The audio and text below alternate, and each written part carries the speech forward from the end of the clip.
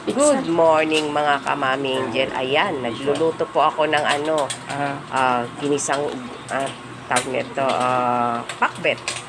Ayan guys, sinangkutsa ko muna yung yung karne na sahog niya para lasang-lasa. Sinangkutsa ko siya, tapos sariling mantika niya, yun ang pinanggisa ko kasi may taba-taba yung karne. Ayan, ganyan ako guys magluto ng pakbet. Wala nang mekos-mekos na masyado. Kasi hindi naman masyadong maano ang pakbet hindi naman masyadong mabusisi. Yan, gisa-gisa ko lang siya guys. Yan ko ng bawang, sibuyas, luya, kamatis, yan. Pinakauli lagay ko yung kamatis. Yan, naka-brown-brown yung yung karne guys. Kasi sinangkutsa ko yung karne.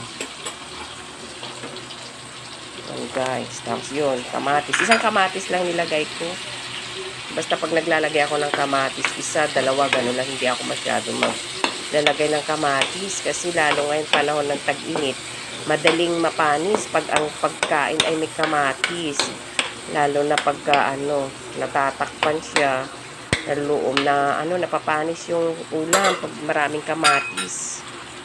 Yan guys, ganyan po ako maggisa ng pakbet.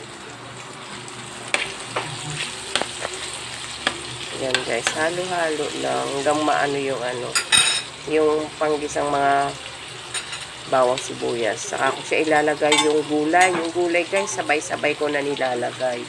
Yung talong, kalabasa, ampalaya. Hindi na ako naglagay ng sitaw. Kasi walang kumakain sa amin ng sitaw. Ayaw nila ng sitaw.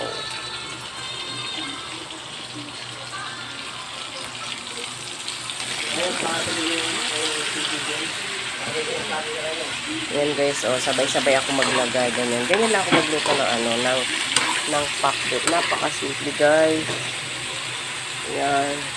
Yung bilog na talong ang gamit ko guys, tapos maliliit na ampalaya, yung kumbaga yung original na ampalaya, hindi mahaba, yung bilog din. Yan, ganyan. Ganyan ako maghiwa ng ng pangpakbet malalaki. Ayaw ko ng maliliit. Tapos yung okra, ayaw ko nang hinihiwa kasi naglalaway-laway. Ayaw ko nang naglalaway-laway. Ganyan.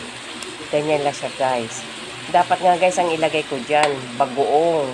Hindi ako gumagamit ng bagong kasi bawal kami sa maalat. Nilagyan ko na lang siya ng ng patis. Yun na lang, patis na lang ang kapalit ng bagoong. Yun na lang ang nilagay kong pampalasa guys. Kasi bawal ako sa mga ayan, yung patis ko. Bawal ako sa mga maaalat, mga bago-bago. Yan na yung pinaka-pampalasa ko. Wala na akong ibang ilalagay, ganun. Tapos, tatakpan ko siya, guys. Tapos, pagka nasa ako siya, lagyan ng konting sabaw. God bless. Bye-bye. Yan, guys. Diba?